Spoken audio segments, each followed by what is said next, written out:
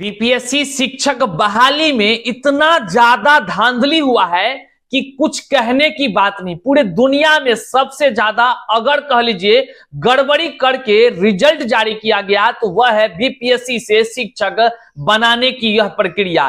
TRE 1 हो चाहे TRE 2 हो, फर्जीवाड़ा कोई आम आदमी के तरफ से तो किया ही गया जो फर्जी करने वाले लोग हैं, लेकिन इसमें अधिकारियों ने बड़े व्यापक पैमाने पर फर्जीवाड़ा करके रिजल्ट जारी किया। अब आप सोच सकते हैं बीपीएससी जैसे आयोग अगर कह लीजिए तमाम जो नियम कायदे हैं उसी को पालन ना करे और अपने अपने लोगों को बहाली कराने के लिए नियमों को ताक पर रखकर बिहार के युवाओं के साथ उनके तकदीरों के साथ खिलवाड़ करके रिजल्ट जारी करे, तो यह देश में अगर पूरे दुनिया में अगर बात किया जाए तो सबसे बड़ा फर्जीवाड़ा इसी बिहार के शिक्षक बहाली की प्रक्रिया में हुआ है। और निश्चित तौर से इस जो बीपीएससी के माध्यम से टीआरई 1 और टीआरई 2 की रिजल्ट जारी की गई है वह जो है कि व्यापक पैमाने पर गड़बड़ियों के साथ जारी की गई है, जिसमें कि आरक्षण का घोटाला सबसे ज्यादा हुआ है। और वह है कि बाहरी राज्य वाले जितने भी अभ्यर्थी थे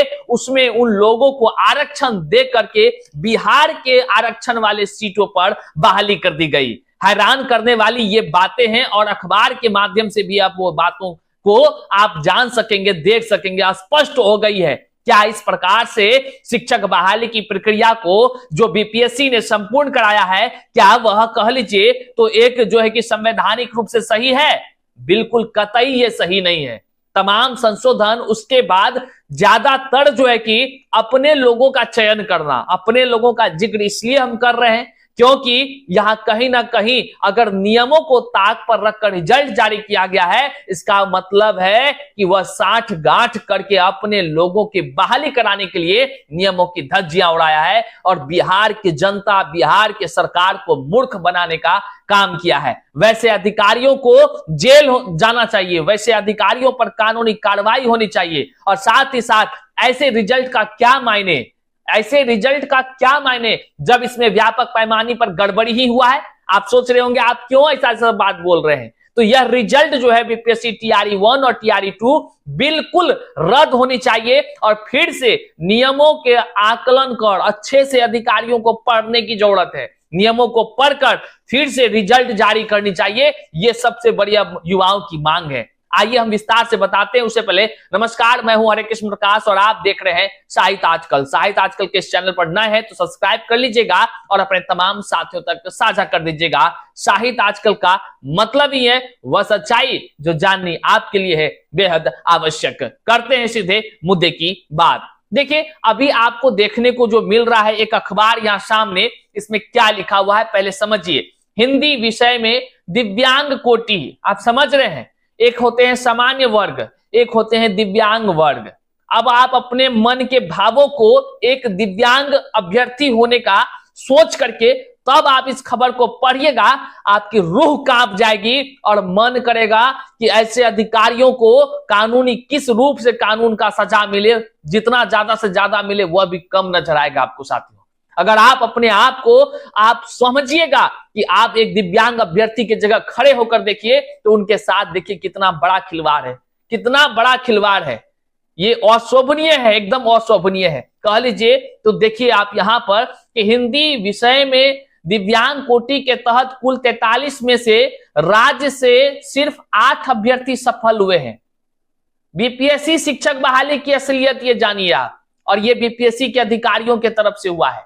अब बताइए क्या कुछ है? आप सोच रहे होंगे कि पूरे बहाली में, नहीं भैया, केवल एक सब्जेक्ट हिंदी की बात कर रहे हैं और हिंदी में 43 जो दिव्यांग लोगों की बहाली हुई और इसमें जो है कि 8 को मात्र अपने बिहार राज्य के हैं, जबकि दिव्यांग कोटा का आरक्षण केवल यहां बिहार वालों को मिला था, बाहर वालों को नहीं। लेकिन उस आरक्षण में भी बाहर वालों को बहाली कर दिया गया। आप यहां देखिए बीपीएससी की ओर से शिक्षक नियुक्ति प्रक्रिया के दूसरे चरण में 9वीं से 10वीं हिंदी विषय में दिव्यांग कोटे में से सबसे अधिक बिहार से बाहर वाले अभ्यर्थियों का चयन हुआ। हिंदी विषय में कुल 43 दिव्यांग अभ्यर्थियों का चयन हुआ है। इसमें 35 दिव्यांग अभ्यर्थी बिहार के निवासी नहीं हैं, वहीं 8 अभ्यर्थी मात्र जो है बिहार के निवासी हैं। आरटीआई के जो तरफ से जवाब जो आया उसमें जो ये पूरा खुलासा हो गया है। अब आप समझ सकते हैं किस प्रकार से दिव्यांग कोटे के तहत बिहार के अस्थायी निवासी 5 पुरुष का चयन किया गया, वहीं अन्य राज्यों के 28 पुरुषों का चयन किया गया है। अब आप समझिए किस प्रकार से बिहार के दिव्यांग युवाओं का कह लीजिए तकदीरों को बर्बाद किया गया है। वहीं पर तमाम युवाओं के तरफ से ये कहा गया है कि बाहर राज्य वाले जितने भी शिक्षक अभ्यर्थी हैं उसको दिव्यांग कोटि का आरक्षण दिया गया, जो कि ऐसा नहीं था। ये सब आरोप अब युवा भी लगा रहे हैं और आरटीआई के माध्यम से खुलासे भी हो रहे हैं। अब आप देख लीजिए ये जो है बिहार के मूल निवासी योग्य अभ्यर्थियों का जारी किया जाए रिजल्ट, संघ ने ऐसा ऐलान किया है और वो कहा है कि सप्लीमेंट्री रिजल्ट जारी करे जो कह लीजिए आरक्षण में किसी भी प्रकार से फर्जीवाड़ा करके रिजल्ट जिसकी जारी हो गई है वैसे लोगों की रिजल्ट को रद्द करके बिहार के योग्य अभ्यर्थियों का रिजल्ट जारी करे। तो हम आपको एक बात बता देते हैं, सप्लीमेंट्री रिजल्ट तब जब यहां पर बात सच्चाई से भरा होता, जब रिजल्ट व्यापक पैमाने पर सही रूप से जारी होता। सप्लीमेंट्री रिजल्ट क्या, मान लीजिए ये तो युवा अपने कह लीजिए कि दर दर की ठोकर खा रहा है तो सप्लीमेंट्री रिजल्ट की बात कर रहा है, वो मांग कर रहा है और हम भी लगातार मांग करते हैं कि मिलना चाहिए। लेकिन जब पूरा दाल ही कहाँ काला है भैया, 90% रिजल्ट जो है कि फर्जी के तरीके से जारी हुआ है, कभी जो है कि आरक्षण वाला में घपला हुआ है, कभी जो है कि अदर स्टेट वाला को 60% उसकी बहाली कर दी गई है।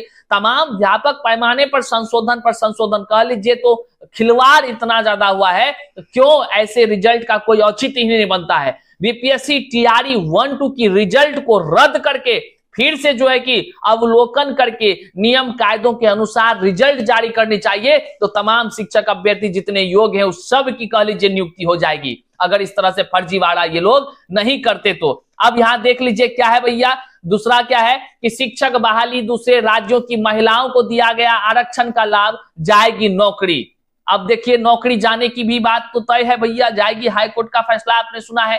देखिए क्या है, बीपीएससी शिक्षक भर्ती परीक्षा पहला और दूसरा डीआरई 1 और टीआरई 2 के जारी रिजल्ट में बड़ी गड़बड़ी सामने आई है। दरअसल शिक्षक भर्ती परीक्षा में अन्य राज्यों की महिलाओं और दिव्यांगों को भी आरक्षण का लाभ दिया गया, जबकि राज्य के बाहरी लोगों को आरक्षण का लाभ नहीं देना था। अब बताइए, जब नहीं देना था, हाई कोर्ट का आदेश था, नहीं देना था, पूरे नियमावली में ऐसा था कि आरक्षण केवल बिहार के लोगों को मिलेगा, तो किस गद्दार अधिकारियों ने आरक्षण का लाभ बाहर वाले राज्यों को दिया और किसके कहने पर दिया, उसके साथ कानून की कौन सी धाराएं लगाई जानी चाहिए, और वैसे अधिकारी जिसने इस तरह का खिलवाड़ करके योग्य अभ्यर्थियों का जिंदगी को बर्बाद किया, उसके साथ क्या होना चाहिए, किस तरह से सजा देना चाहिए, आप कमेंट में जरूर लिखिएगा। उन्होंने तो पूरे का जिंदगी बर्बाद कर दिया, दिव्यांग अभ्यर्थी को भी नहीं छोड़ा। अरे हम जैसे लोगों को तो मान लीजिए बर्बाद किया ही किया,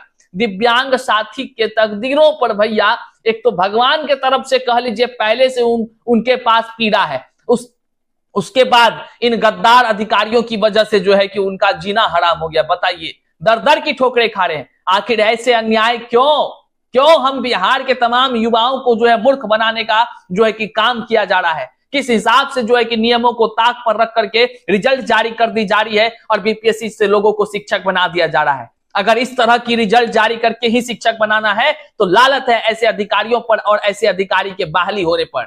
मुझे तो संदेह अब इस बात का हो रहा है, जब बीपीएससी के अधिकारी इस तरह व्यापक पैमाने पर गड़बड़ी करके रिजल्ट जारी करते हैं तो उनके भी योग्यता, उनकी भी डिग्री की जांच होनी चाहिए कि क्या वे लोग सही से आए हैं या इसी तरह से फर्जीवाड़ा करके वे लोग आए हैं।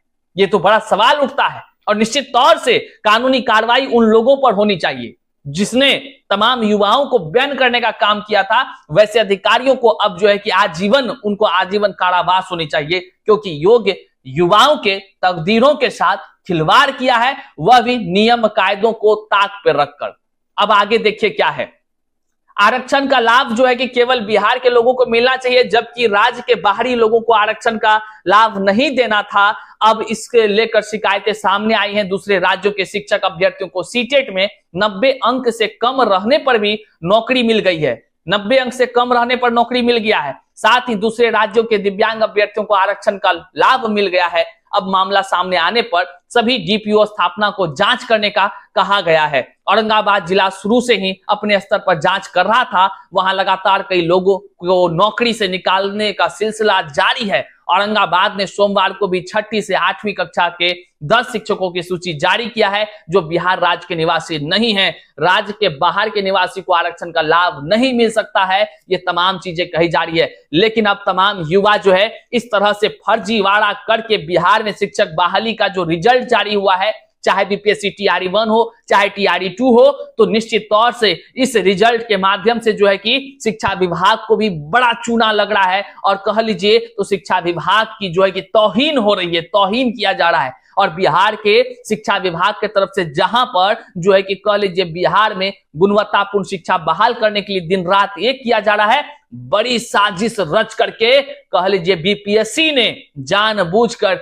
बिहार सरकार की छवि को धूमिल करने का प्रयास किया है। ये तमाम अभ्यर्थी अब कह रहे हैं, ऐसा इसलिए कर रहे हैं क्योंकि जब तमाम वो कानूनी कह लीजिए रूपरेखा तैयार थी, विज्ञापन तैयार था कि आरक्षण किसको मिलना चाहिए, 90 से कम अंक वाला जो है कि अदर स्टेट नहीं बहाल हो सकता है, लेकिन बहाल कर दिया गया। अब हाई कोर्ट का जजमेंट आया तो ये बात स्पष्ट हुई और आरटीआई के माध्यम से लगातार खुलासे हो रहे हैं कैसे कैसे व्यापक पैमाने पर फर्जीवाड़ा हुआ है।